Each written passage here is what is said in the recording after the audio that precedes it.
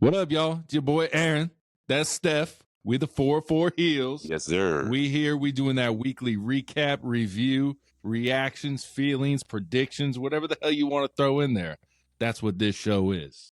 We gonna start with the wannabe pay-per-view Grand Slam from Australia. On tape delay. Annoying as fuck. How'd you feel? Initial reaction? I'll let you bring it up. Oh man. Okay, so A lot of controversy. we're going to talk about. I want to talk about the wrestling side, and we're going to separate that. Cheers. We're going to separate that from the production side. Now, what have I always said? AEW is lacking big time production, right? Yep. And the stage setup was great. The Tron they had, I mean, everything was good. And then you go to the middle of the damn ring, and it's this fucking micro brawler fucking ass ring, bro. Like, not even, they say it was original ring. Their original ring is 20 by 20. They said this one was 16 by 16. I doubt that, bro. The shit looked like it was 14 by 14. Yeah. Bro. And what made it so bad is during the tag match, which was a phenomenal fucking match all the way Great through. match to start the show. But it's hard to suspend belief when a motherfucker is trying to make a hot tag to his partner for getting beat down. And literally all the partner got to do is stick his hand out and he's halfway across the fucking ring. You know what I'm saying? Like, and we're supposed to believe like, oh, come on, get it. No, bro. It took me a while to get used to the visual of that little ass ring, bro. I'm not going to lie, man. I was very disappointed. And Tony Khan, hey, man, all that damn money you got, you can't get a ring flown over to Australia, like, correctly? Like, I don't understand. See, it's things like that that makes me say, wow, now I'm starting to really understand why they're behind the fucking 8 ball. Tony Khan has got a death grip on AEW, and they're going to continue to suffocate until he relinquishes that grip. And he's got the money to have great production. You know what I mean? That's Tons the of it. crazy part to me. Tons of it. But I've heard word on the street, every week, every Thursday. But we're going to talk about it right now because it's fucking Collision. But I heard that the ring, this was intentional. It was all planned this way. I'm like, they didn't even have stairs, man. They had a step stool shit. I was like, there's no way. And I was like, in the ring, outside the ring was too big of an area. I think they were planning for a 20 by 20 ring, bro. They had to have, bro. So who said it was on purpose, and what reason would it be on I've just purpose? seen a lot of people back and forth. It was only 2 feet shorter. It was 4 feet shorter. It was supposed to be that small. It wasn't supposed to be that small. The ring was very bouncy, like an indie ring. It was very bouncy. It was. Yeah. It had a lot of give in the middle. But I remember, I think it was Omega went to go do like a kind of like a bounce off the rope and then forearm, and literally bounced off the rope, took one step, and he was there. And I was like, Right. oh man, so like it did take away a little bit, but overall, it was a terrific wrestling show. Every match delivered. Match delivered. I agree. AEW, man, they see, regardless of what the fans think about AEW, right? One thing you got to make sure that you have is your wrestlers don't feel the same way about the promotion, right? Buddy Matthews, bro, he got online and started cursing out because he hurt himself. Yeah. He twisted his ankle because of that little ass ring, as he called it. To start the match. He was in the intros, bro. And he jumps off the he jumps from the outside into the inside. Yeah. And he twisted his ankle like something real bad. And he still continued the match and still put on a great performance, man. But again, man, it's like, bro, I promise you on everything, Oos. Like, I paused my TV the first night I was trying to watch Collision on Saturday night. I paused the Grand Slam for like at least 20 minutes, and I'm just looking. Before, when Kenny Omega and the Callis family got in the ring, and it was a stare-off before the bell rung, I literally paused my TV for 20 minutes and just straight stared, like, unfucking believable. Yeah. That little-ass ring. And you know what made it so worse, Oos? They're talking about attendance. They had a fucking great crowd. They was packed from rafter to rafter. big moment, and you fumble the ball by having this little ass Lego ring. I don't believe this shit, bro. I couldn't believe it, man. I couldn't believe it. Like, that left a sour taste in my mouth. It still leaves a sour taste in my mouth. You Yeah. understand? Because there's no excuse for anything like that. You are Yeah. a multi-million-dollar company. You're going overseas. You know this.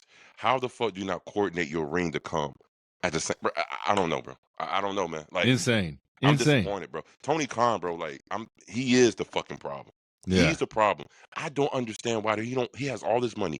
Hire some motherfuckers, bro, to Mhm. run the daily operations of a professional wrestling company. Sit back, be the silent partner. Chill. Just chill. Pop your little ass out every 5 minutes and say, "Hey guys, welcome to AEW," and then get your ass back to the back and just chill. Let them work. Let your workers work, man. Because obviously whatever you're doing, it ain't working.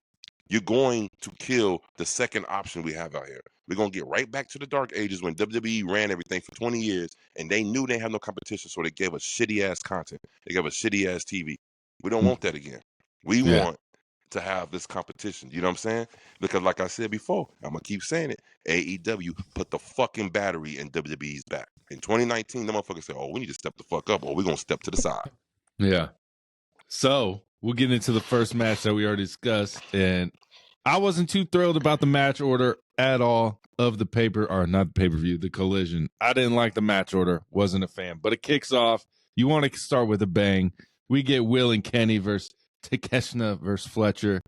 Your boy, who you love on Busted Open so much, Dave LaGreca. I don't know if you saw, he had a little rant where he was like, "Why the fuck would you have Fletcher? They're going to cheer Fletcher. He's from there." And then they did not cheer Fletcher at all. They cheered Will Ospreay, bro, like they were supposed to. It did not matter that Fletcher was the hometown boy. Maybe he got a little bit more cheers than he should have, but it was a general consensus that Fletcher was the bad guy.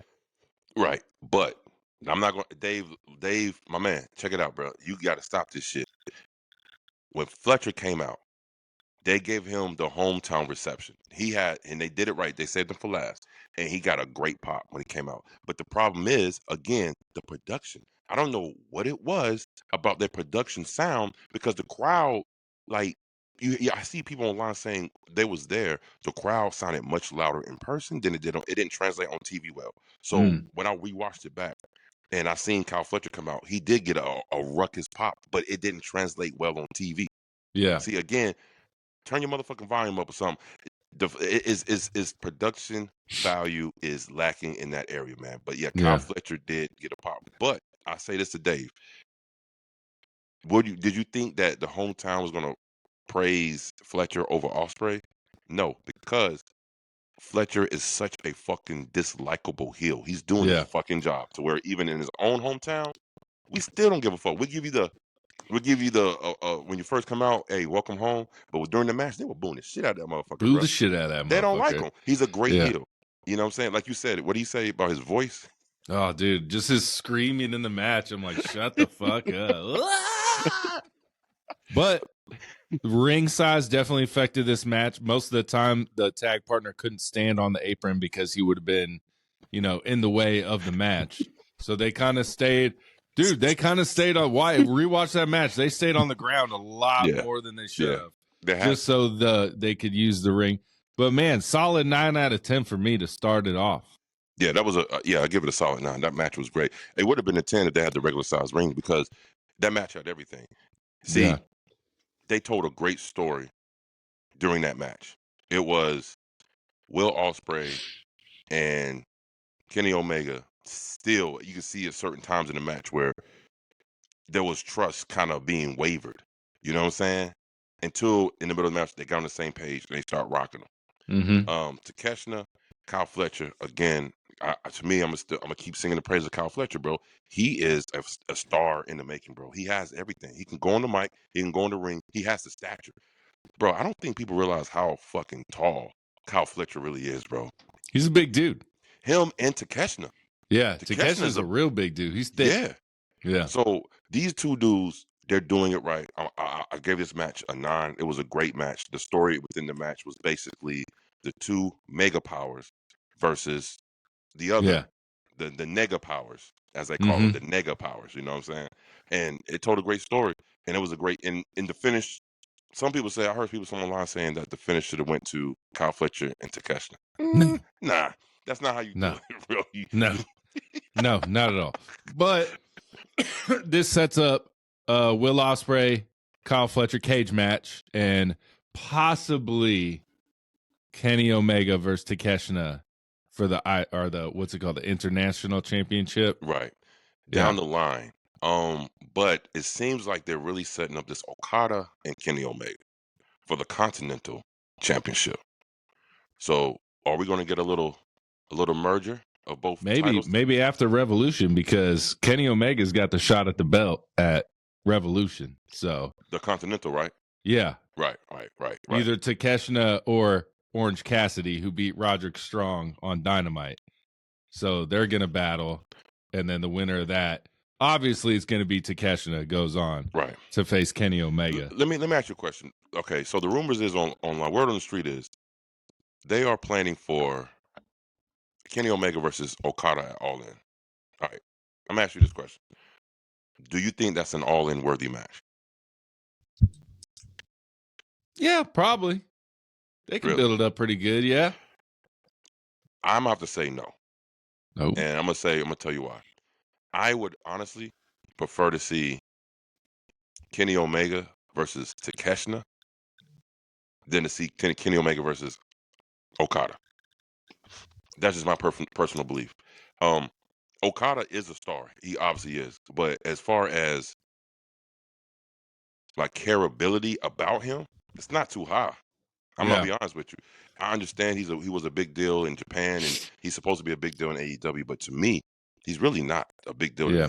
You know what I'm saying? I don't know, man. What you feel? I feel like we're getting a lot of matches at this next pay-per-view, March 9th, Revolution, that are All In worthy. I'm like, God damn, that should be All In. And I'm like, damn, that should be All In. Right. It's just a lot. So, like, that's cool for us. We get to see a great Revolution that is All In worthy. It just puts a lot more pressure. That's true. For All In, like Hangman Page, MJF. We're getting that at Revolution. That should be fucking All In, I think. Yeah. You know what I mean? Like, you're right. And like you just said, Takeshita and Will Ospreay, you'd rather see that than Will Ospreay Okada. And that's going to be at Revolution. Kenny. And so. Yeah. Like. I don't know, man. Sometimes I feel like Tony Khan books himself in the corner. Yeah. He does. You know what I'm saying? He does shit too quickly. That's been my criticism of Tony Khan since the jump. He jumps to matches too quickly. Yeah, he does. But we get your girl, halftime Harley Cameron. Yes, sir. Mercedes Moné. Yes, sir. Of course, Harley Cameron had no shot. People say she might have a shot, but I knew she had no shot. Right. Great match, though. Harley Cameron's best match she's ever had, for sure. I'll say, yes. A lot of great storytelling outside the match, inside the match. Moné gets the win. How you feel about the match? It was a very WWE-esque type of match. It really was. Yes, sir. It was a great match, bro. Like most look, let me tell you something, bro. Like, again, we keep it a buck on the 4-4 HEELZ podcast, bro. And I'm gonna tell you right this, because when Moné first came to them AEW, boy, we was shitting on her. Boy, she was horrible. You know what I'm saying? But she found a niche. She's in her pocket. She's in her bag, bro. And she's been clicking on all cylinders, bro. She really has. Yeah. She made Harley Cameron like look like a fucking star, bro. Mm-hmm. Like the crowd was totally behind her. Of course, she's from Australia, which is good. She brought that little mini Moné out, that puppet, bro. It was such a WWE style type of match, but it was entertaining and it was good. You know what I'm saying? The athletic ability was there. The storytelling within the match was there. The storytelling was the underdog versus the top dog. You know what I'm saying? You could tell how the match was going. You know what I mean? Mm-hmm. And they told a great story. I thought it was good, bro. I gave that shit a solid 8. That was a solid 8 match, bro. Yeah, I gave 7.8. 7.8. But this is what I think it was Sam Roberts. He said, will Tony Khan do what he usually does with some talent is they get super, super over like a Harley Cameron is, and then she's going to disappear off TV for a while. We're never going to see her. Like, he just doesn't, like, take the opportunity and jump on it like you should. No, he's right. You think he does that to us? See, like Tony Khan is like Jerry Jones. Get the fuck out of the way, bro. You know what I'm saying? You got all the money. Let someone else do this shit, bro. Yeah. Sam Roberts, yeah, he's right, man. He's right, because I was thinking about that the other day. Whatever happened to Camille? Like, whatever happened to Camille? There was on a start of a program, which was gonna be Camille versus Mercedes Moné. Whatever happened to Camille? Who else? Who else was another? The Outrunners. There was bubbling hot a couple of months ago. Sizzled the fuck out. Like, he does not. It's like they don't take opportunities.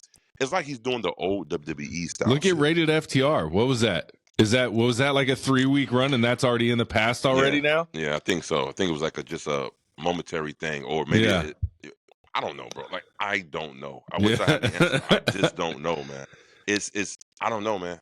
It's getting hard. It's getting harder to kind of like make sense of things at times. It's like, I don't understand. It's like, does he not hear the crowd? Does he not hear the reactions online when people are what you just told me a couple weeks ago? The Outrunners was number one merch sellers in besides like number 3. They was like number 3. Okay, first was AEW, then number 2 was Will Ospreay, right? Yeah, and number 3 was Outrunners. Yep. That's what I mean. Like, you have this tag team that's bubbling, and people like them. We tell you that we like them. We show you that we like them, and don't put them over here on nothing. RH. You're killing your own. It's like he's only aware of the women, because look what he did with Toni Storm. Look what he did with Mariah May. Look what he did now. What he was trying to do with Harley except Cameron. for if he fumbles Harley Cameron, bro. Right. Yeah, man. Yeah. I hope he doesn't. I hope he doesn't, because she has the potential to be a very transitional star. She's gonna be a household name because she does so many talents within herself, not just wrestle. She's very entertaining on the mic. She can rock the mic. She can sing on the mic, bro. She can. I don't know. She's very talented. She's a talented person overall. So don't fumble, Tony Khan. Don't fumble Harley Cameron, bro, or feel the wrath. Let's do it. Feel the wrath, fucking Tony Khan. Then we get the Death Riders versus Cope and your boy Switchblade Jay White. Another great match. I like this match. Great storytelling. Shit was getting gruesome. It was bad. It was good. Death Riders eventually get the win. How are you feeling about this match?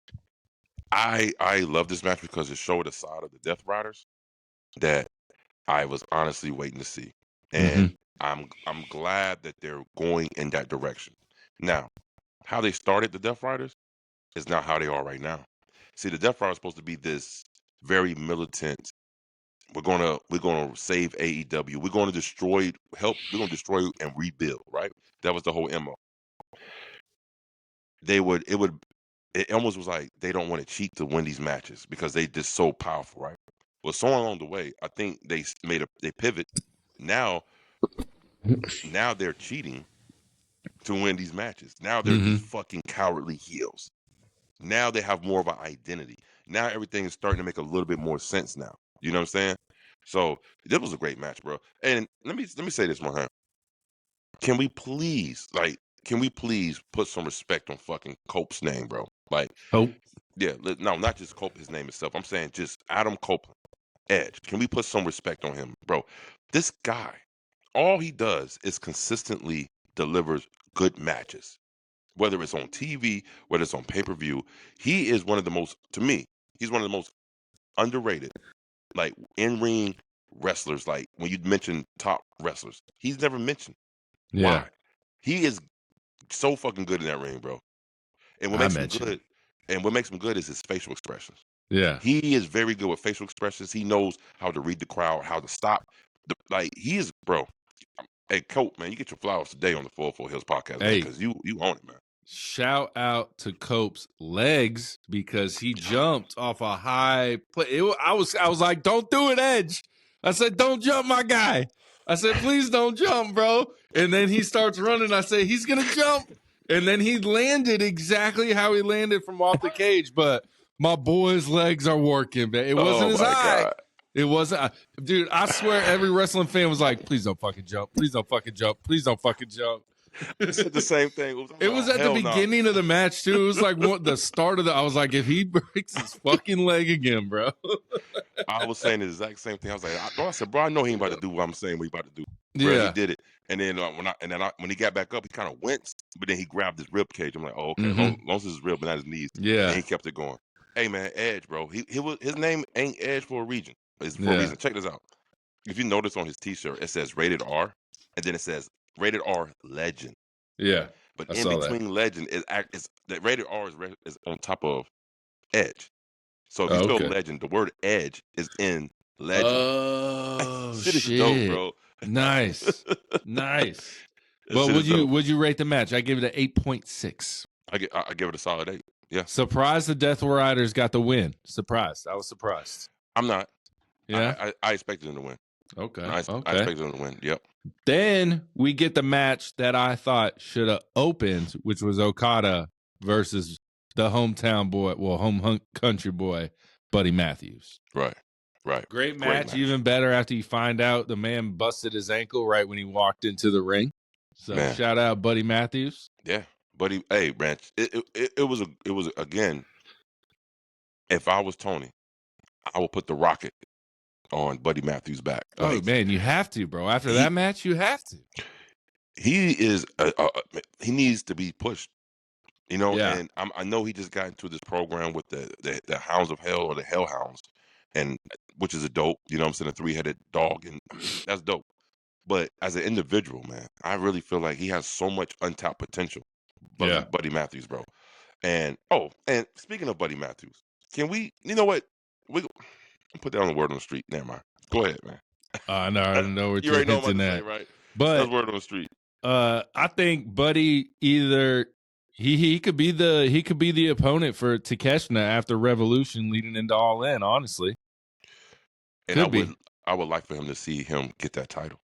I would like to see him get that title, bro. Could be that guy. And then honestly, it could not be Takeshita after Revolution. It could be Kenny Omega versus Buddy Matthews. How about that? Ooh, shit. I didn't even think about that. How about that? Damn. Book it, Tony Khan. Tony Khan or Dave Meltzer, because I know you report to Tony Khan. Please, man. Buddy Matthews, Will Ospreay for the belt, baby. Yeah. All in. Yeah. Texas. I think so. Do it big, baby. That's a good. Aaron again on his booking shit, boy. Yeah, but he on fire, bro. Okada versus Buddy Matthews. How we liking it? Yeah, I like that. Just the thought of that match. I'm like, man, that could be. No, I'm talking about Okada, the Buddy Matthews Grand Slam. Oh, I mean, yeah, it was good. It was good. I gave it a solid 8, man. Like, I don't think no match went below an 8 for me in this card. Yeah, I gave it a solid 8. I mean, again, they told a great story, and Okada, he's one. I want to look. I don't mean look. This is my opinion. They sound disrespectful. This is my opinion, though. Okada has to be one of the most charismatic like wrestlers that come out of Japan in a very long time, and I'm talking about in the ring, out of the ring, and I'm just keeping it a buck. Yeah, and he says like one word, bitch. That's it. That's all he needs. You know when he reaches down, and he comes up like this. Yeah, man, Okada, man. I didn't see it at first, but now I see it. I didn't know why he was such a big deal when he was a big free agent signing for AEW. I didn't see it because I really didn't know anything about him that much, right? Yeah. Now I see it. But it's still, his careability for me is still not to where, I guess, where they want it to be, because it's not like I'm not saying he's bad. He hasn't done anything to maybe like, you know what? Yeah. You know? Yeah.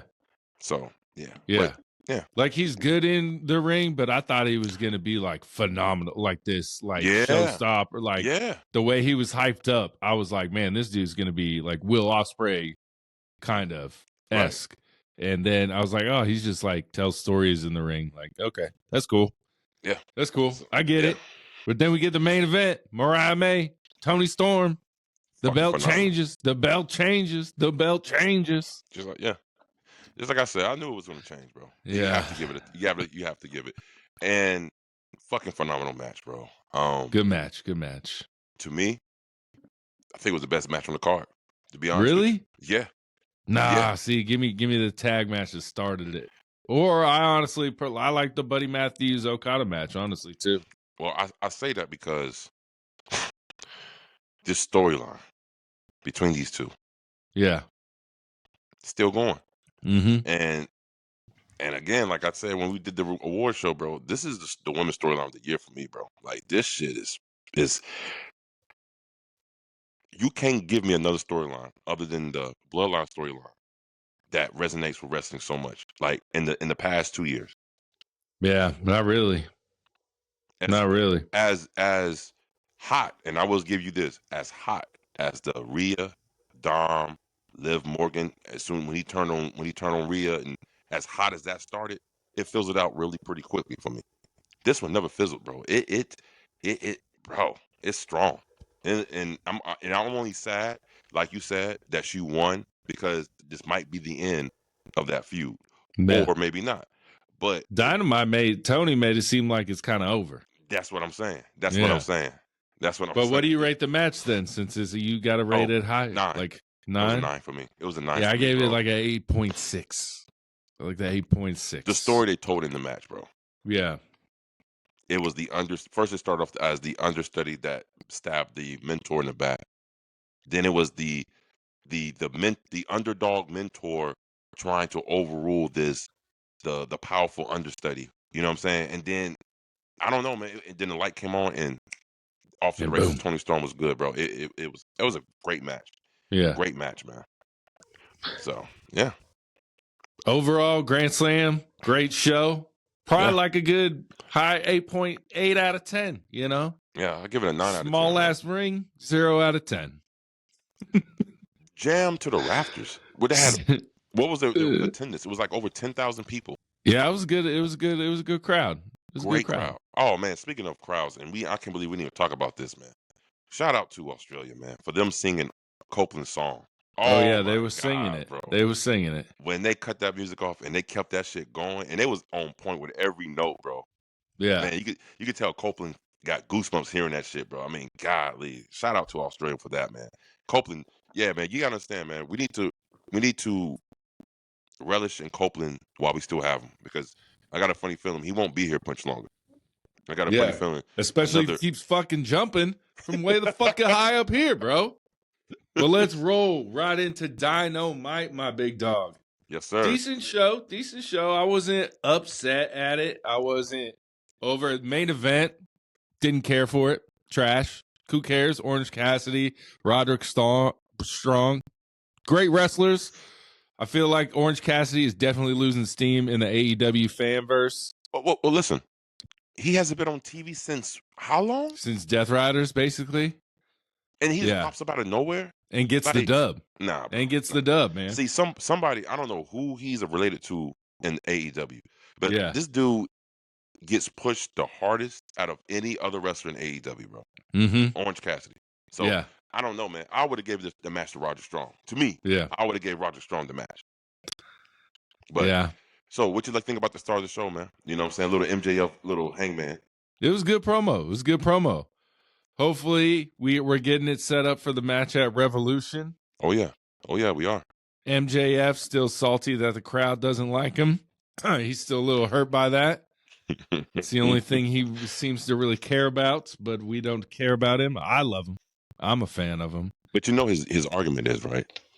He said it last night. He said, bro, you burnt down people's houses. Yeah. You've done this and that, and you're the good guy. But I don't get any grace because I basically turned my back on Adam Cole when he was basically going to do the same thing to me. He just don't understand it. He said, y'all some hypocrites, bro. This promo was great. Of course, it's going to be great with Hangman and fucking MJF. They great on the mic. But to me, I feel like this shit was a little bit long-winded, bro. Mm-hmm. It was a little bit long-winded, man. I was like, wrap it up, guys. Yeah, man. Yeah, it was a little bit long-winded for my liking, bro. But I'm excited for the match. They're going to have a great fucking match. It's going to be a great match. Let's talk about another promo that Jon Moxley cut that I think we've heard before. I think you've heard it before.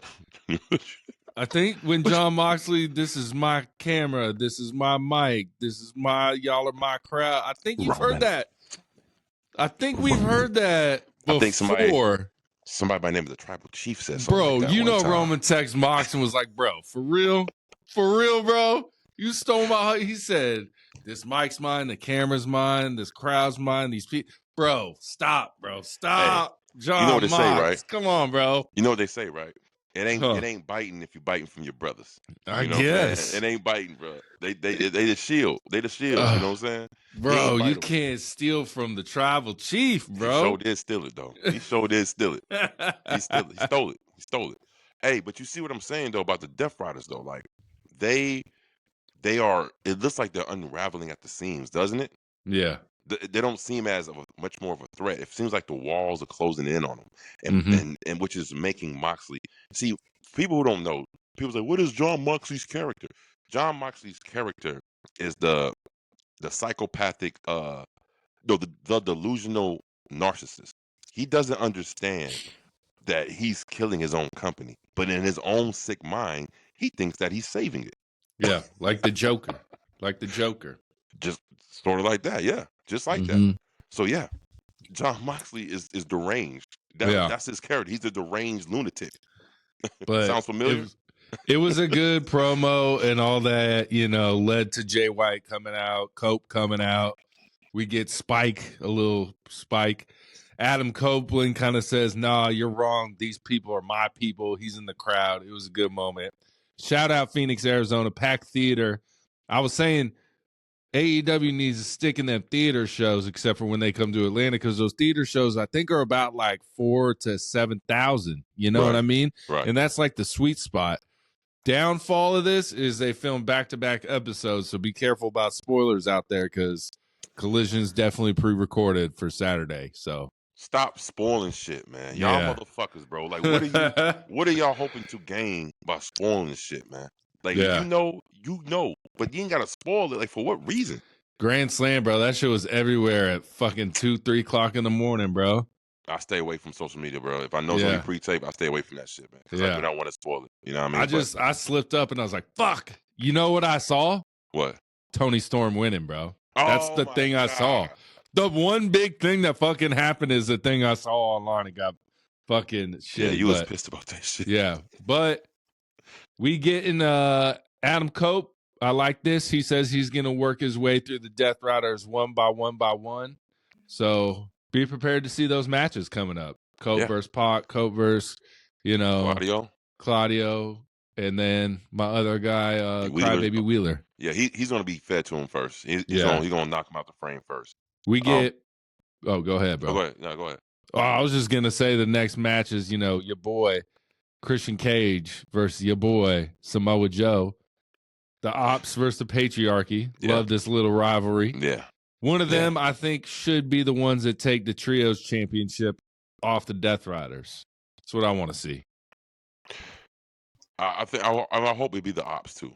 Yeah. I would hope it be the Ops to do it. And I like the Ops. I like this little group they have. Like, it's something they've been had for a while. Just never had a name. You know what I'm saying? Before Joe got injured, they was hanging out together and doing things together. Those three and stuff. So I think it was great. The Ops. Night. It wasn't a riveting. Oh my God, 5-star match, but it did justice. It enhanced the storyline between these two teams. So moment of the match, Samoa Joe with the suicide dive out the ring, bro. Very nice, big fella. Hey, he's still going, man. That's Joe. Yeah, big fella. Over. He's hella over, bro. That crowd was going crazy for him. Yeah, for sure. But like we said a little earlier, Toni Storm comes out, cuts a little promo. A little promo? Yeah, says Mariah's done for. That was a phenomenal promo. Yeah, the way it was produced. The way it was produced. Again, has in the middle of the ring, spotlight on, all dark around her. She cuts a riveting, bro. To me, bro, it ain't a woman in the game today that can, the character wise, she makes you believe, like, you kind of forget that she's playing this character because she has that accent. She has everything down packed so much, bro. To me, Toni Storm is the best female wrestlers in the game right now. Now, at this moment, between her storyline, her gimmick, and how she's presented, she's the best damn woman in wrestling in the game to me. To me, in my opinion, bro. Not Rhea. Not Rhea right now. Rhea Kat has the capability at any time to be that woman, right? But whatever she's doing right now is cold. She's cold Yeah. right now for me, Okay. bro. Okay. She's not Charlotte Flair. cold, bro. Come on, bro. Come on, bro. Come on, bro. She Just throwing cold. out big names, She, big dog. I mean, and rightfully so. These are names that people, when they hear this shit, they're gonna be like, no, what about, bro? I'm telling you right now, bro. I'm saying just from momentum standpoint, Toni Storm got it right now, bro. It's her Toni world Storm right now. got it. It's her world, and that's crazy in a company that has Mercedes Moné in, Yeah. and she's the best one out of them two. She's the You know what I'm best saying? one. She's hot right now. Give her She's that hot. Mercedes Moné money. I bet Tony's got pretty close to it though. Hey, look, the fade out, the close up fade out of the end of the promo, bro. I mean, I was waiting for anyone's music to hit, but nothing happened, bro. Nothing happens. This is, and let me ask you this: where do you Toni Storm goes from here? If she's done with Mariah May, where does she go from here? Who's next? She called out a couple of contenders. Yeah. Where does she go from here? I don't know. Maybe. I mean, probably one of those two that she called out. Honestly, you know. Well, I'm gonna ask you this: where would you like for her to go? Damn, I don't even know. That's the problem. I wouldn't even know. Who knows? Yeah. Harley Cameron? Who knows? Not yet. Not yet. It's got to be a heel. Yeah. It's got to be a heel. And I'm thinking Megan Bain, bro. Hey, let's bring that whatever the fuck that shit show was at the end of that match, bro. What was let's that? Let's talk about it. Megan Bain, Chris Statlander, Penelope Ford, Thunder Rosa. What the fuck was that, bro? Listen, it was a great match. It was a nice powerhouse match between the two women. Then Penelope Ford came in. Like I told you, they're using this match to enhance the storyline. So they're going to enhance the storyline between Penelope Ford and Chris Statlander that's been conducting for the last couple of weeks. Now, and I promise you, they're going to get right back to Chris Statlander and Megan Bain down the line. But this was an enhancement match. Okay. They teaming up against Chris Statlander, right? Out comes Thunder Rosa. Now, maybe I was on that za a little bit last night, but I'm looking at this shit. I'm like, okay, she comes in the ring. Typically, when a wrestler comes in the ring with a chair against two other wrestlers, they hop the fuck out. Well, I guess they couldn't really do that last night because they're fucking on this platform. You know, the ramp is connected to the ring, right? They hop out the ring. They didn't hop out the ring. They stand in the ring, and Thunder Rosa has this chair like, and all of a sudden they're like getting closer. They're walking to her. They're walking to her. So she's threatening to hit him with the chair. Penelope Ford grabs the chair as a tug of war. Bro, I don't know what the fuck was going on with that shit. Some people said Megan Bain went into business for herself and didn't flinch when Thunder Rosa kind of faked the swing. They felt like she was supposed to kind of run away, but Megan Bain was like, nah. I thought it was kind of the match. I didn't get like, if you want Megan Bain to seem this big and bad, her first match, she gets help from Penelope Ford to beat Chris Statlander. That kind of sucks. Well, I know it was to tell the story over here. Right. But when you're having this big powerhouse Megan Bain, I'm not going to have her win her first match in the history of AEW to be a fucking I got helped to win. You know what I mean? And I understand what you're saying, but this is her third match in AEW, right? On TV. She had two other matches before then. They were like fucking squash matches. You know what I'm saying? Okay, yeah. What? Did she? Yeah. She just came in and at the end of matches though. No. She had two televised matches, one on Collision, one on Dynamite. Megan Bain. It was against some local talent. Okay. You know what I mean? And she won, but she squashed both of them, right? So I get what you're saying, but at the same time, you don't want to have the ending between Chris Statlander and Megan Bain be that first match. You don't want to clean pin them. So this is they booked it properly. Like I understand why they booked it this way. You know what I mean? Yeah. You don't want to bury Chris Statlander by having Megan Bain beat her, and then you don't want to kind of cool off Megan Bain by having Chris Statlander beat her, so you have an interference. Yeah. Because I promise you, they're gonna get back together down the line. I just thought the ending of the fucking tail end of this shit was awful. Yeah, definitely wires were crossed at the end of that match. Yeah, big time. Something wasn't understood by one or the other. Very confusing. And then what made it so bad is when Penelope Ford, when she grabbed the chair and they started playing tug of war, and right then and there I was like, oh, she grabbed the chair. Oh shit, Megan Bain's about to hit him on the side of the head. No, she nothing. stood there and watched the whole Just time. stood there, yeah. And then Thunder Rosa like throws the chair at him when they get out of the ring. So I was like, then she just threw the weapon away that she just wrestled for. Like, I'm so confused by what happened at the end of this match, bro. The weapon she used to pry them away. She Yeah. threw at them. Here you go. Ah! It's like you hold someone up at gunpoint and then throw the gun at them. Ah! Hey, here you go. Terrible. It was just something went wrong. Yeah, something went wrong. Hey, you said it best. Wires was crossed. Bro. Yeah. We get one more promo, heavily rich promo show here on AEW, man. I was going to ask you that, bro. What did you think about that? You know, a lot of promos. They start off the show with a promo. They had the Toni Storm promo, and then what promo? This promo you had to bring up? We got the MJF promo. We get the Mox promo. We get the Toni Storm promo. We get a Chris Jericho promo backstage, and then we get Ricochet Nana promo. Oh, that was good though. It was a good one. Ricochet actually delivered on the mic for one time. He blew it at the end with his stupid ass laugh, but you know. Oh, he has to do that gimmick laugh. God, stop, bro. I just wanted him to speak more into the mic at the end. It was very low. You know what I'm saying?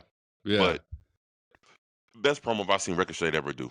To be honest with you. And he was on point with that shit. He was on point. And it just those fucking Coke bottle glasses that makes his eyes look this small. And whenever he's talking, it just makes him look more like fuck this guy. Yeah. Fuck this guy. Yeah. You know what I'm saying? And so definitely him and Swerve ain't over with. No, it's obviously. not. It's not. By a long shot. Probably Revolution. So we'll see what happens. Swerve and Ricochet too at Revolution? Yeah. Most likely. That's what I'm thinking. Great promo. Again, this is the most relevant Ricochet's ever been. Yeah. And even when he's in WWE, he wasn't even this relevant in WWE, bro. Like, no, not at all.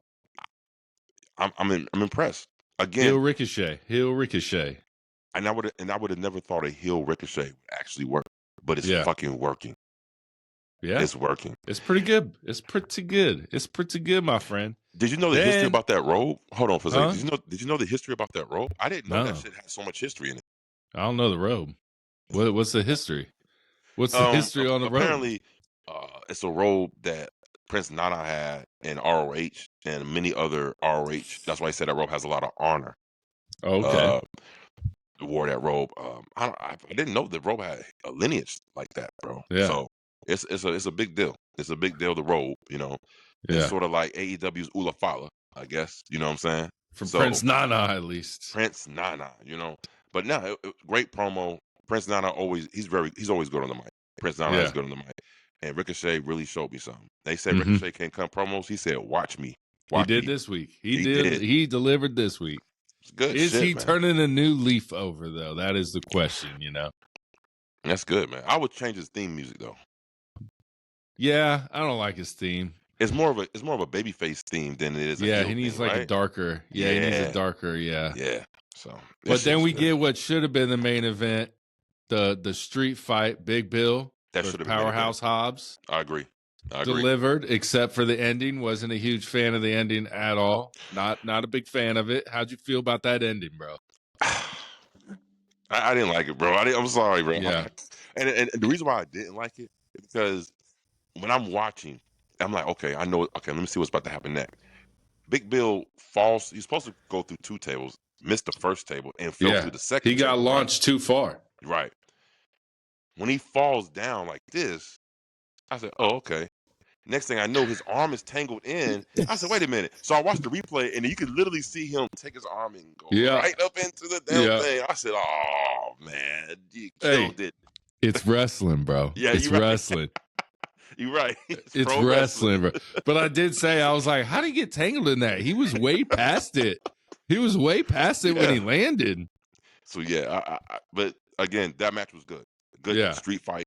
Powerhouse Hobbs, they need to do more with him. Mm-hmm. I like the fact that AEW is actually putting 2 big men in a program together. How about that? Yeah. How about that? That's something you really don't see in AEW. 2 big men in the program together. They're utilizing both men in the proper way. I want to go back to that Chris Jericho promo. He was fucking pissed, bro. I think he's starting to hear all this backlash he gets online. He said, "I'm Chris fucking Jericho." You know, with Renee Paquette. Oh Yeah. shit. Let me retract for a little bit. The interview with Renee Paquette and Willow Nightingale. What was my theory about Renee Paquette and the Death Riders? Yeah, she's the inside voice. She started talking about the Death Riders, and out of nowhere, because Marina Shafir, out of Yeah. nowhere, Out of nowhere. Go figure. so happened to be talking figure. to Renee Paquette. I'm telling you, bro. Yeah. If they need to add that in there. If Renee Paquette, the low key, she's the setup person. She's the inside girl. She's the inside girl. Crazy, bro. Crazy. But shout out. I like when we have a street fight and they wear street clothes. I like that. I do too. I don't like a dude still in his like Speedo in a street fight. Like, you know what I'm saying? If Ludwig Kaiser comes out wearing what he usually wrestles in, it doesn't look good in a street fight to me. Yeah, it's not visually appealing. Yep. Yeah. Yeah.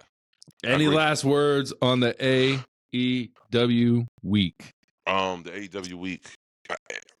Besides that fucking small ass ring, I'm still stuck on that shit, bro. I cannot believe he's hurt, man. He's hurt. I feel it, bro. I don't understand it, bro. Like, you are all this money you have, you can't transfer your ring over? Yeah. You can't throw it on a PJ, bro, real quick. You know what I'm saying? I don't know, man. I didn't like that, but I'm glad I had the regular ring back on Dynamite. You know what I'm saying? But no, it was a good week from AEW. I'm gonna keep it a buck with you. I give Dynamite a 7. Yeah, that's how I feel. It was promo heavy. You know, it wasn't. Yeah, man. It was very promo heavy. I thought, yo, I can't remember the last time AEW started off a show with a fucking 30-something minute promo. I can't remember. I don't even know if there's ever a time in history. I doubt it. They did some damn Raw. They did some Monday Night Raw shit, bro. For real. Hell yeah. But a great week. Great week overall, man. Yeah. So what you rate Dynamite? I give it 7. 7, right? Solid 7. Yeah, the main event should have been as like a regular card, not matching the card. That street fight should have been the main event. Definitely should have been the motherfucking main event. Hands down, yo.